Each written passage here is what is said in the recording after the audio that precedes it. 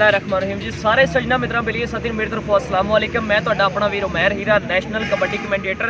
और अज असी मौजूद हाँ बारवल की सरजमीन से। साडे नाल इस टाइम मौजूद ने पाकिस्तान आर्मी कर्नल नबील साहब के बब्बर शेर, इस टाइम कहते मियाँ दिलदार साहब टीम के कोच ने। नाल साडे कप्तान मौजूद है बारवल कबड्डी क्लब का अली जराल साहब। और इन अज जो टूर्नामेंट होया बारवल की सरजमीन पर, और खसूसी शुक्रिया अदा करने पासबान न्यूज़ का शेख फैसल साहब का, जिन्होंने अपने खसूसी टाइम के वक्त कढ़ के साढ़े को आए और साढ़े मैच की कवरेज की और इनू पूरे वर्ल्ड के एडवरटाइजमेंट की साढ़े इस टूर्नामेंट की। बहुत बहुत शुक्रिया। और जिन्हें साढ़े वीर साडा ये सारे वीर अगे एक पैगाम है कि नशे नूं ढाओ, कबड्डी नूं अगे लियाओ। जिन्होंने मुल्कों के ग्राउंड आबाद होंदे ने उन्होंने हस्पताल वीरान होंदे ने। बराए मेहरबानी सपोर्ट करो। अगर तुसी कुछ नहीं ना दे सकते प्लेयर नूं, थापी एक बहुत वड्डी चीज़ आ। थापी एक दिओ, कह दो तू तगड़ा, प्लेयर बहुत चीज़ आ। प्लेयर कभी नहीं मुकदा, प्लेयर नूं ओहदियां मजबूरियां और लोगों दी गल्लां मुका दिंदियां ने। अगर वही गल तुसी कुछ नहीं दे सकते प्लेयर नूं थापी दिओ।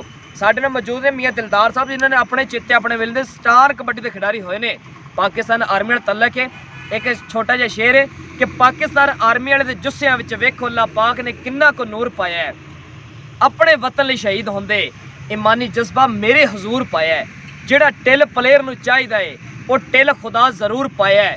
इंज पांदे मुखालफ नूं हथ साकी जिवें किसी लोहार जमूर पाया है। पाकिस्तान आर्मी नाल साडा प्यार है और भरपूर प्यार है।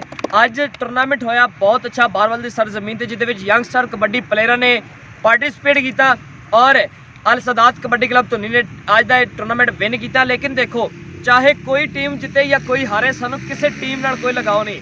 साडा लगाओ कबड्डी नाल।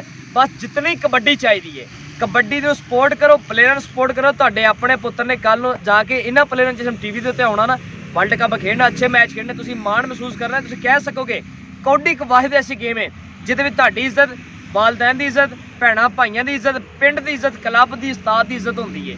उस्ताद इज्जत पिछे लोग बहुत कुछ करते हैं। इज्जत नूं बताओ, फिक्स कबड्डी के खिलाफ होवो, फिक्स तो जान छड़ो, पक्की कबड्डी। इन्हां प्लेयरां का साथ दिओ, उस्तादां का साथ दिओ, ते ताकि साडे ए वीर आके आने वाले वेले दे विच साडे स्टार बनन। और फिर खसूसी शुक्रिया पासबान न्यूज़ शेख फैसल साहब का, जिहड़े साडे भरपूर तामन करते हैं कबड्डी के ग्राउंडों में आके। हर खेल के ग्राउंड के आके मैं वेख्या इन्होंने फ्री कवरेज करके इनू सपोर्ट कर रहे हैं।